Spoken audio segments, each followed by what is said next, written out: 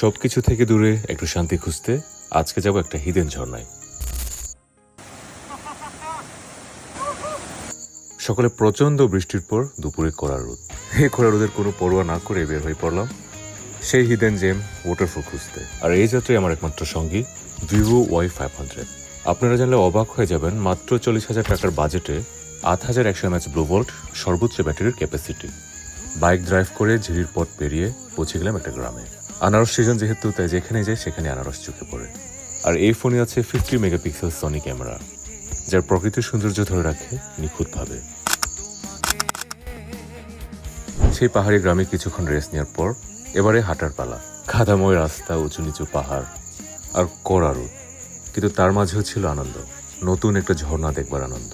Vivo Y500 ফোনে আছে 6.83 ইঞ্চের বড় আল্ট্রা ক্লিয়ার ডিসপ্লে ও ন্যারো বেজেল, 5000 নিটস ব্রাইটনেস, তাই রোদেও স্ক্রিন থাকে একদম ক্লিয়ার। আরও আছে 1.5K ইনফিনিটি অ্যামোলেড ডিসপ্লে।